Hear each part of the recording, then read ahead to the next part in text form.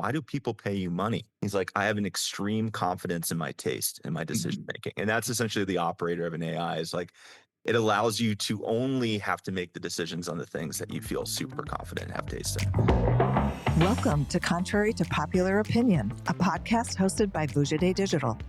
In each episode, we bring you provocative topics and novel perspectives around leadership, business, and marketing that defy the norms because exponential growth demands unconventional thinking and visionary action.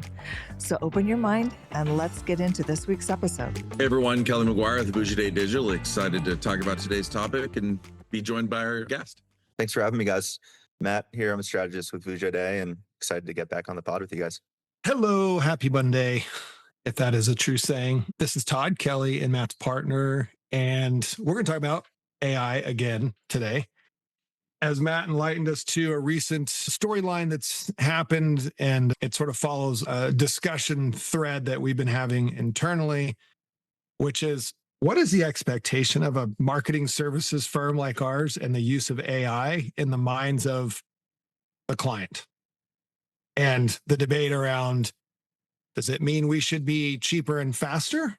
Does it mean we should be smarter? Does it mean we should have more value creation to add, more output to give? Does it mean we should be able to do things we've never been able to do before?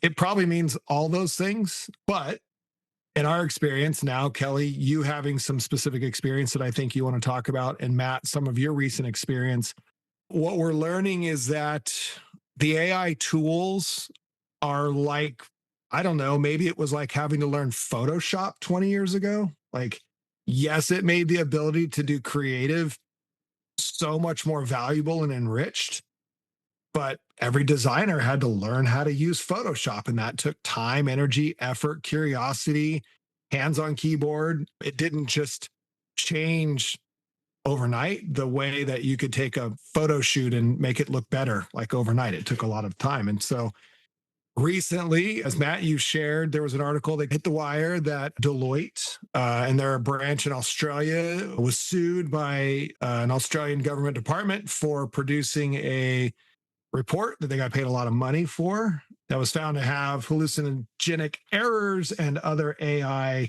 known content in it. And so the client sued them for not disclosing they used AI and sued them for basically giving them not a great product, and they won. So slap, ouch, that hurts. But it comes back to, what are we expected to be able to do with AI as a marketing services company? And so far, our use of AI tools has meant nothing more than a whole lot of time, way more time spent through self-exploration and discovery and testing and sandboxing of all these tools to see what they're capable of.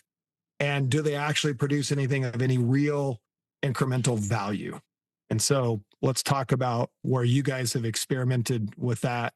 I know recently you've talked about using some AI tools within your strategy journey, working on some clients and thinking about some things long-term, but it's not like you just hit the keyboard and overnight, voila, you got this magic, thing to output to a client, go, look what I did, here you go. And it happened really fast and it didn't cost you anything. So that wasn't the experience. And Kelly, I know your journey's been longer and more in development, and I don't think that's your conclusion either. So Matt, what's been your recent exploration with AI tools? Don't obviously name client names or anything like that, but talk about the purpose of what you're using them for and what is the incremental value creation that you think these tools are going to allow you to eventually pass on to a client.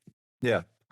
I think the word is enhance and not replace. And we've talked about that before. And actually, as you're bringing up the Deloitte scandal, kind of what restarted in my mind was when I was in high school, SparkNotes was a big thing, and SparkNotes were online. And I actually remember a lot of kids would go in and they would use SparkNotes entirely when they were like doing their paper, which is like against the honor code and you get in trouble for it.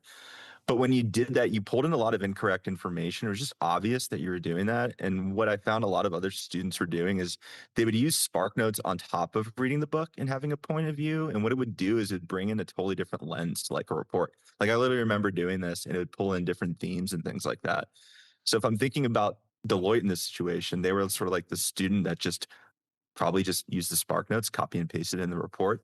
When in reality, what they could have done, and I think this is the way to use the model, is like you can use AI to challenge your point of view, more deeply inform your point of view. And ultimately, when you think about a client deliverable, that's just an enhanced report. So you're taking your own sort of experience and your own knowledge, and you're using the model to test that a little bit, but really to like enhance areas that I think you're weak at. So for me today, what I've been using AI for today is, we're coming up at the end of the year and we've got a lot of great reporting for clients. And what I'm trying to do is tie the reports together and actually use creative tools to summarize them in a different way. Whereas I know, our clients receive a lot of decks from us and really great work, but I've been playing around actually summarizing a lot of those reports with micro videos that can be shared internally at client side. So again, that's something that I probably could do and take me a couple days to string together an animation.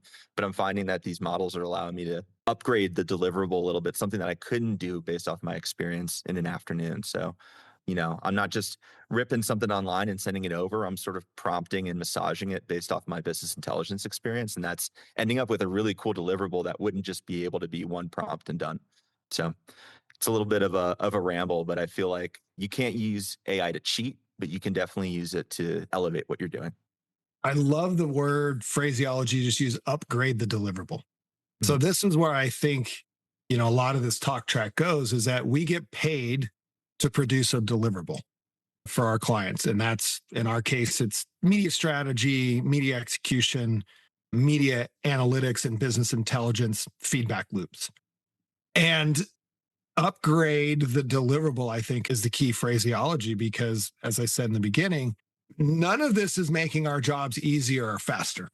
We're not getting to the executable easier and faster. In fact, the AI tools are taking longer. We have to invest more time, more learning curve, more. Again, it's like learning Photoshop 1.0. Nobody knew how to use it. And it took a long time to learn how to use it before it paid off.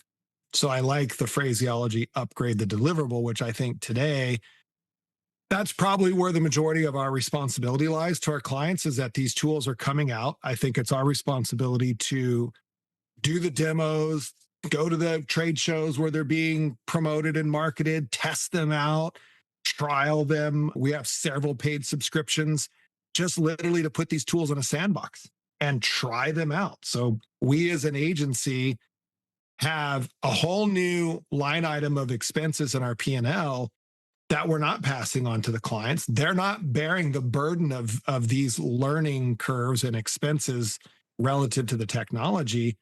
We are.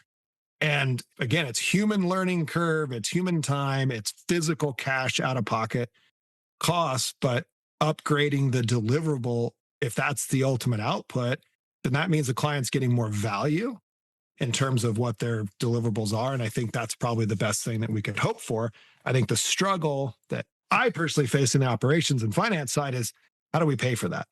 Because we're not getting paid for that today. We're not getting paid for more time and labor and materials to use these tools. We're not passing the costs of these tools on. Our clients are just getting the direct upgraded benefit from you, Matt, in a deliverable without having to pay for it. That's not a long-term sustainable finance and operations effort that I don't think any agency could undertake. And so, Kelly, you've spent many more man hours, time, energy, and effort through your sort of personal exploration. Where have you been journeying, again, in generic terms, and what are you finding as the upgrades that are coming out of it? It's a really interesting thought exercise to go through, and it takes you to many different paths in terms of what can AI do. And we've talked about this a lot, and I think about ultimately things can only serve a single master, if you will. And I think what that means to me in this context is there is a world in which a lot of media agencies, creative agencies, a lot of the world that we work in has traditionally been very hours based. It's charged hourly, it's billed hourly, everything's based on that. And so this idea of faster, more efficient, getting rid of some of the low end work, I can see why there's a world that sort of gravitates towards that. I've seen this before. At the entry of programmatic, it was all these tools went from negotiating individual buys and working with different reps so we can do it faster, we can do it at scale. But is that the master you want to serve? And, we've challenged this in a different way for a long time. Should clients be simply just paying for hours? Is that the thing that matters, hours, or are you paying for outcomes and expertise and skill set? And we've had this talk about being labeled as performance marketing versus agency models and why we don't track hours. And, because again, we've traditionally come to the conclusion that if the outcome is as good at 2 hours as it is at 20 hours, what is the difference in there, right? It's you're getting those results. I think that it's so easy to basically say, well, AI can eliminate the quote unquote grunt work or the low end work, and it can kind of level up and you can outsource all of these things. And you get stuck in that idea of efficiency and speed versus what I saw in programmatic, and we made this decision, and I see in AI now, which is the word that Matt used, which is the enhancement. And what does it unlock? What does it give you that you would not have otherwise had? You can now use to look for those better outcomes. And that's where what you said, Todd, comes in, where when you serve that master, when you try and use it towards that goal, now you're adding in more time and energy and effort. And the reason that I've experienced that has happened is because the analogy that I use is I'm not the most creative person in the world, right? And you and I have talked about this before, Todd. Like if we're thinking about a website or a logo or something like that, there's almost this element of like, I don't know what I want. I'll know it when I see it type thing. And that has always worked really well, where it's like I could try and describe what I want, but it's hard. But if you give me an array of different options, I can start to formulate really quickly in my head of what I like about that one, that one, that one. If you combine these together, this really gets me. And you get to what you had in your mind because you started with all these iterative examples that you could kind of immediately crystallize your mind what you do and don't like, and you can give guidance. Whereas without that, you're operating in the dark and kind of guessing your way to an outcome, and you're just going after one vision. AI is very much that to me, where I can explore these ideas. I can describe my thinking process. I can have it trained on the outcomes and what I typically like. I can put it in there. I can kind of see what comes out of it. And then that starts to spark the idea. It starts to give me paths of, I like that thought. If I combine that, but I want to change that. Now I want to iterate here. Now, and it starts to give me all this exploration of, call it 20 different possible paths to an outcome that I can explore and take the best of all of them as I go through the process. Whereas before, I would have had to have picked one lane, put all my attention in that outcome, and whatever the end of that path would have been the best it could have been. Now I get the best of 20 different thought processes that come together in the best possible outcome. But I have to have the knowledge and the expertise to spot and iterate and pick and choose. It's not just go be smart for me, AI, and I'll just, this Deloitte thing you described is just like regurgitate what it put out and just hope for the best. Like it's enhancing what I'm already feeding it, what I'm iterating it. I know to look for when it's hallucinating, when it's wrong, when it doesn't really make sense, but it's enhancing my ability to ultimately get to that outcome.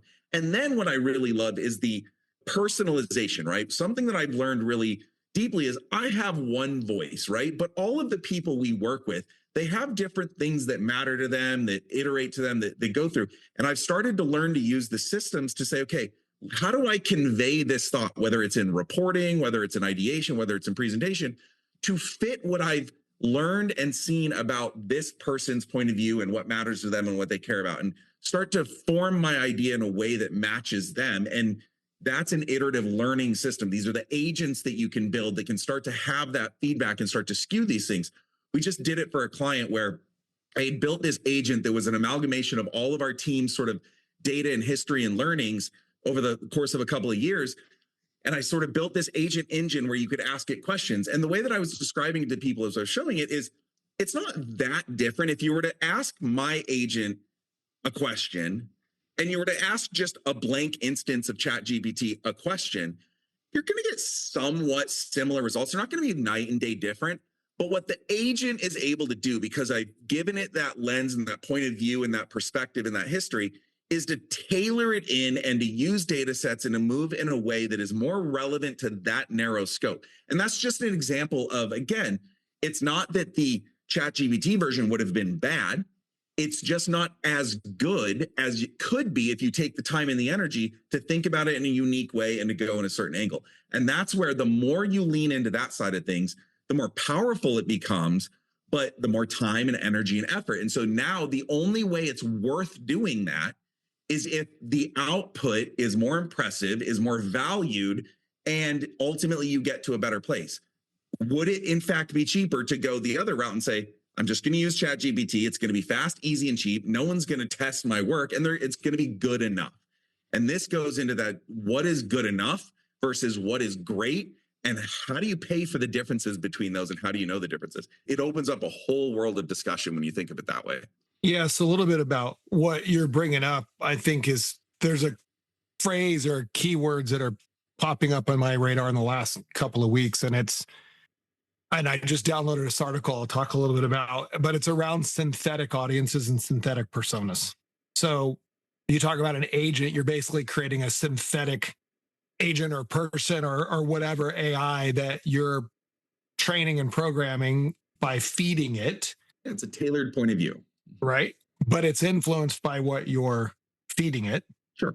Largely. And so then you have to ask yourself the question of, well, is what I'm getting out of that, is it skewed because what I'm getting out of it is what I'm feeding it? So the question I want to ask is, and Matt, you can answer this next, is what is your belief in terms of the viability and authenticity of these new synthetic sort of audiences? And what I read recently, there's a company that got focused on research companies. So think big research firms that put together big panels, big focus groups, all this kind of stuff to do research from brands. Well, those sort of exercises can cost tons of money and take a lot of time actually to schedule and produce and then synthesize and report on. They can take a lot of time. So there's some companies that are coming out that are creating at mass scale what they call sort of synthetic or semantic similarities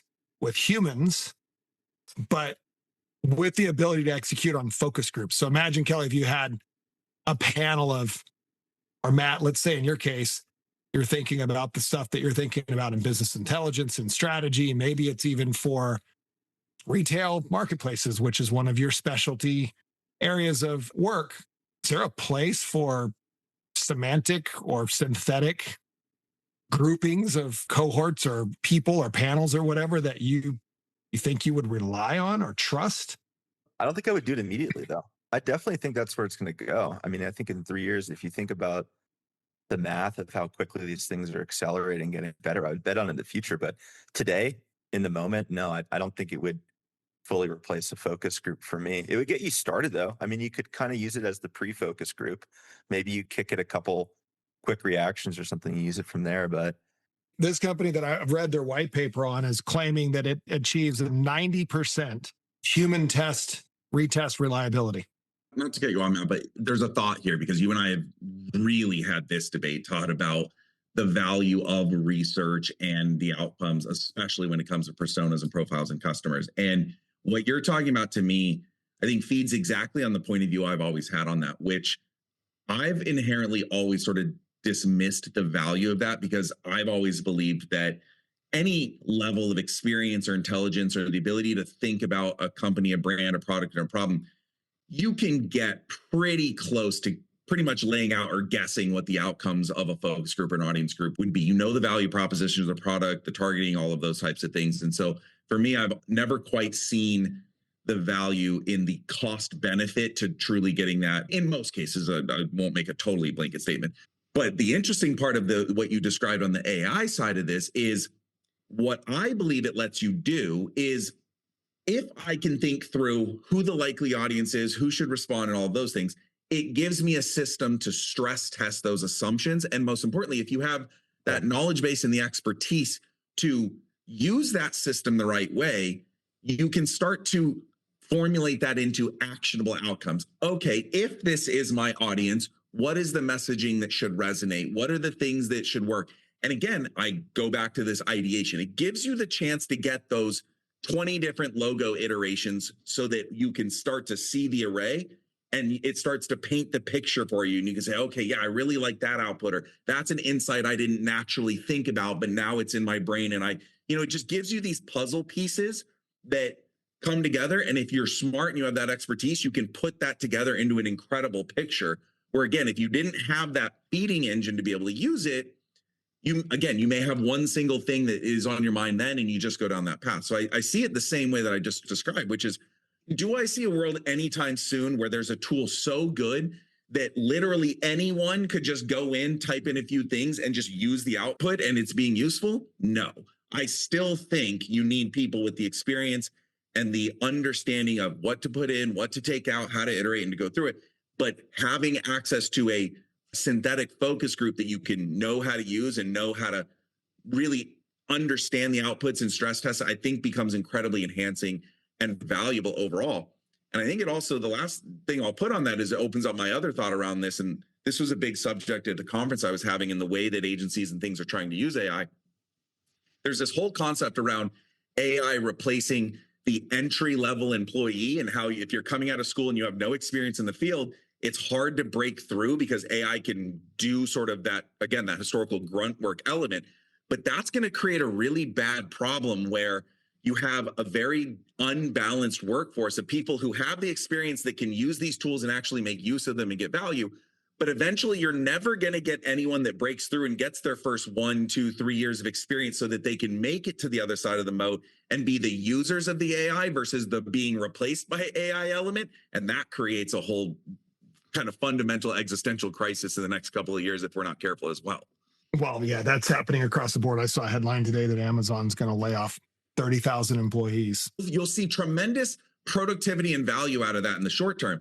But when you look at the medium and long term, what happens when you need to grow the skilled workforce that hasn't been backfilled into that and you run out of things? You're drying up your own future pipeline, right? It's pumping the oil out of the well faster than it can replace. And it's great when you're selling those barrels of oil, but what happens when it starts to sputter and run dry? I don't know. I just think this is an interesting new frontier of synthetic focus groups, synthetic personas, and using them as, the field studies for how is messaging going to resonate? How is creative going to resonate? What and how and why do certain purchase habits exist for certain types of products and services? Again, Matt, you've spent a large part of your career in e-commerce on the brand side. I mean, is there a realistic moment in your mind if you were still back at one of your e-commerce brands where if you had a choice between a real human focus group of 5,000 people or a synthetic focus group of 5 million people, which would you choose? If I'm selling the good to a human being, like a human consumer, Well, yeah, you're working for one of your e-commerce brands, a fashion and apparel brand that sells clothing and gear, right? If you're still working for that brand, yeah, are you more likely to trust 5,000 humans? Let's use realistic numbers here because you're skewing them too high. Because I'm in the process of a research group with a client that we're not in there right now. You're talking about usually like 50 humans against 5,000 synthetic. Like that's the real difference. Because I just had this thought in my head: is can we really is 50 representative of enough of a sample to make critical decisions on the outcomes no. of this? But that's what I'm talking about. The big research firms that do have focus group panels of thousands of people, they do. So is that the norm? I've not on typically the see big that. research side stuff. Yeah, absolutely. It's not 50, it's thousands Yeah. because the statistical relevance isn't enough with 50 people as pining towards right there. But Matt, I'm just curious if you were in the e-com director seat back on the brand side and you were being challenged with this sort of thing, or you were going to challenge your agency with this sort of thing, would you go human or would you go synthetic? I do both. I think Kelly kind of said it. I mean, if you go back to like a logo, for example, what I would do is instead of showing a human focus group 100 different iterations of it, I would use a synthetic group to narrow that down to 10 and then really work the focus group around 10 to find like the magic. So I would make it easier to use the human group. And maybe that gets better. I'm just thinking about present day, the way that I would use it. Maybe in 3 years that it totally can replicate the human. But I'm also thinking now, if everybody's going to begin doing this, whether that's like a logo or a go-to-market plan, I actually think going against the model is going to be actually the way to differentiate. So I'm thinking about logo design of like whatever the opposite of that AI generated is actually what's going to get people's attention in 10 years. So there's also some sort of interesting way back to the human once the whole market adopts this approach. Well, once everyone's using the same system in the same way, now you've created homogenization again. And Yeah. now you got to figure out a new breakthrough because it's just raised a whole new differentiator and it's noisy and it's the same thing over. I'm curious about when you think about it on, because your background's a lot in CRO and, some of the branding stuff and some of that decision making. I mean, that's where it gets really interesting is, traditionally where we've worked with clients struggling. And Todd, the reason that I bring up the small sample size is, again, a lot of times we're operating in space where clients can't afford a research group. They can do thousands and thousands, right? So we're trying to operate in what I would say represents the more broad spectrum experience of companies that aren't Coca-Cola and Starbucks, right? That's a small, 1%er experience. And we're looking at basically what can everyone else get access to and use, which is the beauty of AI is it's supposed to level some playing field there.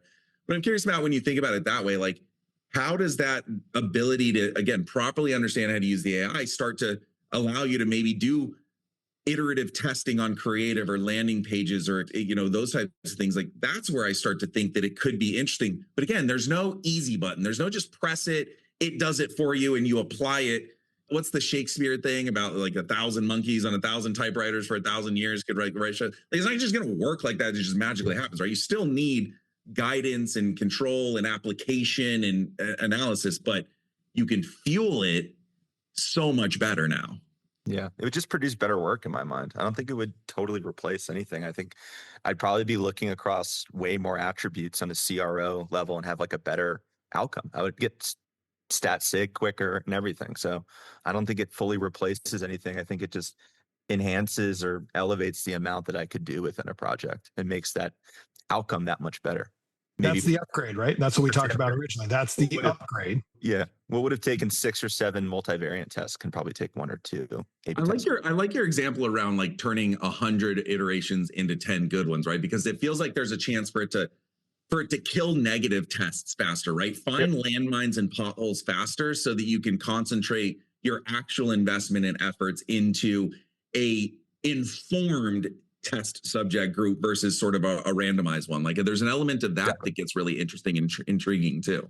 Yeah. That's what I was trying to think with like logos. Like instead of looking at 100 different font types, maybe you're looking at 10 font types with different density of font or something like that, And that's where the magic is. Yeah. And it can running that system through and stress testing and saying, what about this logo with this group? Like the system can maybe point out something that whether you agree with it or not, it can give you a point of view that your brain's just not naturally floating to the surface because how can anyone think of everything? Yeah. And once you see it, it's that light bulb of like, oh, I never thought about that. But yeah, this font wouldn't work for that. Or, oh yeah, this is too close to this other one. So I need to make this change. Like that's the power of AI to me is again, it's enhancing that brain, right? It's that ability to say, for whatever reason, that idea just wasn't the one that floated top of mind.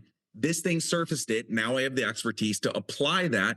And now my next iteration is that much better. Whereas had I just been relying on myself, if that thought didn't float in, I would have just kept going without that input. And it just adds all these inputs that, at any given time with all the distraction and the movements we're having, we can't have it. But if you have these nice systems, it's like giving you your moods and your feelings and the way your brain works. If you train it right, it's giving you full access to that at all times, right? Now it's formulating in my mind. If they say you only use 10% of your brain, right? If you're using a different 10% at all times, this maybe is giving you 50% of your brain because it's giving you iterations over the last 6 months and it's learning on those types of things. And that's the enhancement element if you use it right. It's like the Rick Rubin interview quote. Have you guys seen that? Where he's getting interviewed and the guy's like, so what do you do? And he's like, well, I have no technical ability. And he's like, well, why do people pay you money? He's like, I have an extreme confidence in my taste and my decision making. And that's essentially the operator of an AI is like, it allows you to only have to make the decisions on the things that you feel super confident and have taste in, which is maybe your example, Kelly. And then that goes full circle back into should clients be paying someone who can use this tool to produce these incredible outcomes because it's informed by their system and they know how to use it? Or do you just want to pay someone because they now took 10 hours of work with it into 2 hours of work, but you end up at the same place? It's just faster. So, Kelly, on that point, we'll wrap up here. How many hours, if you had to think about dating back to however many months it's been since you started going down this sort of deeper experimentation journey, how many hours do you think you've put in to this? Just your own creative, curious, I'm going to put time and effort, energy in to figure this out. And it was largely tied to some client sort of background prompts for you to do this. But how many hours do you think you've invested in this? 2,080 working hours in a year, minimum of 1,000 hours. I'd easily double that overall. So what does that put me? A tenth to a fifth of the way to the 10,000 hour expert mark? Was it take across that? No, I mean, in all seriousness, I mean, easily 1,000 hours in terms of, but again, it's not just replacing work, right? A lot of it is that experimentation and that learning. So there's fun to it. And I'm adding all the hours between doing client-based enhancement work to just, I'm curious and enjoy learning and experimenting thing, because I use this a lot for my own passion projects and my own types of things. But all of that utilization plays into the expertise of knowing, how do you engage an LLM engine? I mean, all the way down to where I'm still not even an expert is I primarily use ChatGPT for the most part. And there's 20 other systems that specialize in different forms. There's what Matt's doing with the video side of things. There's the image generation side of things. There's the research side of things. I literally just, in the exercise I did for a client, brought my own self down a rabbit hole where I was trying to develop an agent with an interface. And I didn't even really know the whole engagement with Python and React. But because I was asking it a certain way, it started to suggest that it could build a web interface. And so that took me down accessing an add-on with a React code and a JS node, things that I didn't even know, but it taught me through. And then I created an interface, and I could take that even further and make it and doing it offline and connecting. And so I guess the answer is it feels like every little thing becomes, if you care enough, it becomes 10x the effort.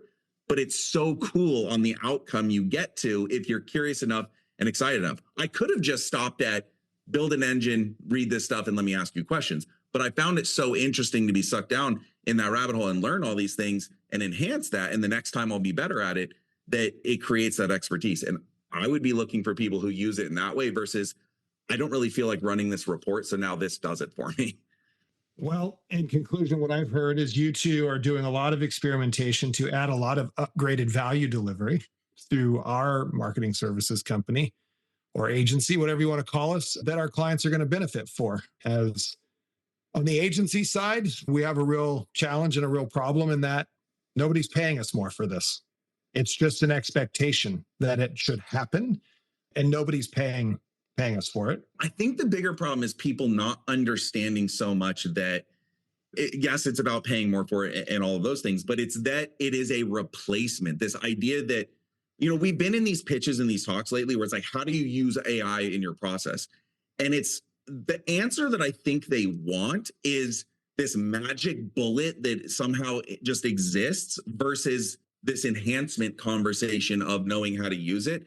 And I think the expectation or the hope is misaligned with the reality, where everyone wants this magic box that is the solution to everything.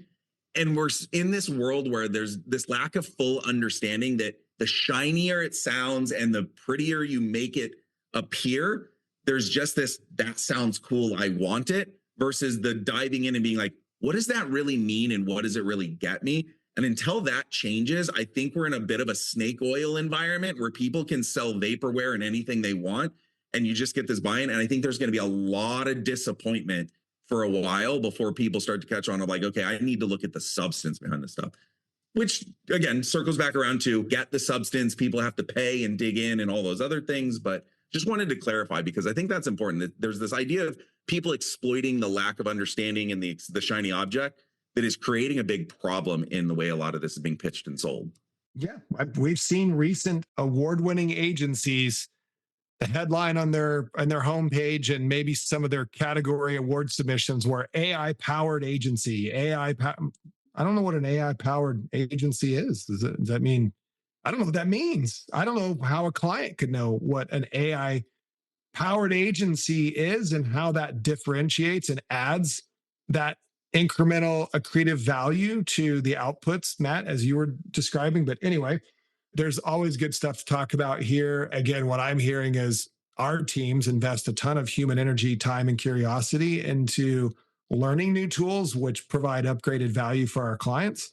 Lucky them, because as I said, none of them are paying for it. And part of it is just probably that expectation and sort of our fiduciary responsibility to deliver more. But I think as it gets more complicated and more depth of use, Kelly, to your point, it's not sustainable to expect that as just some cost-cutting, freebie, efficiency creating whiz bang, shiny box that just makes everything easier. It makes everything better and more difficult and takes more time and energy to get more out of it. So we'll keep doing that, and I'm providing more value, and hopefully that will help us do our work much better. Thanks for going down some rabbit holes today, Matt and Kelly. I'll think of some more rabbit holes for us to go down next time. Thanks for listening to Contrary to Popular Opinion, where we challenge you to think independently, push the limits, and take uncommon action so you can achieve game-changing results in your business and your life. To stay up to date with our latest episodes, be sure to click the follow or subscribe button now. Thanks again for listening. See you next time.